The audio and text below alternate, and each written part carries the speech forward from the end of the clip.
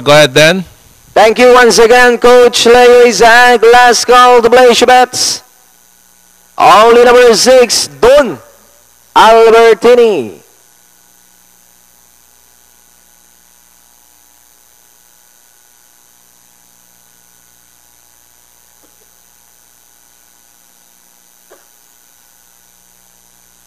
Don Albertini. Now moving forward.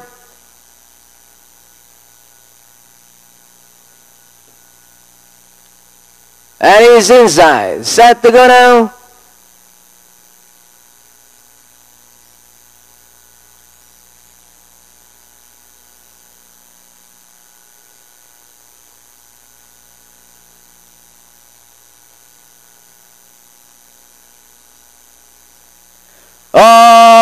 Horses out of Silver Sword past the begin. Princess Haya moving up body outside Don Albertini.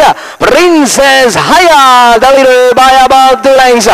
Don Albertini in second, Silver Sword in third, and followed by Romantic Jewel. Be Humble and Boss Jaden is racing in last with Princess Haya by about 2 lengths.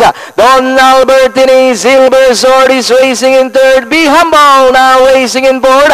Romantic Jewel in fifth, and Boss Jaden is racing in last with Princess Haya still in front by about half a length. Don Albertini is on the outside, 2 lengths away in third, Silver Sword. Be Humble now trying to get closer in fourth, Romantic Jewel. Boss Jaden now moving up the take paper, but it's still Princess Haya by about a length on the outside, Don Albertini. Silver Sword reigns in third, Be Humble in fourth, Boss Jaden in fifth, and Romantic Jewel. Princess Haya still in front by a length. Don Albertini, Silver Sword, Be Humble, Boss Jaden as they come to the last 150. Princess Haya, Don Albertini, Silver Sword, Boss Jaden is nicking Reina. Princess Haya still in front. Boss Jaden is nicking by the road.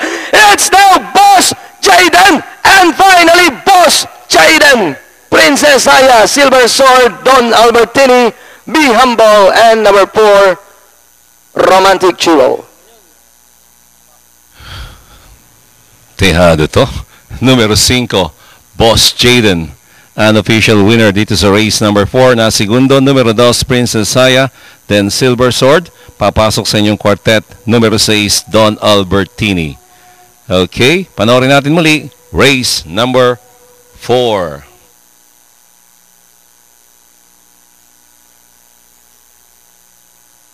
Ang bahaging ito ay hatid sa inyo ng Kati-Alis, ginhawang mabilis, skin disease alis.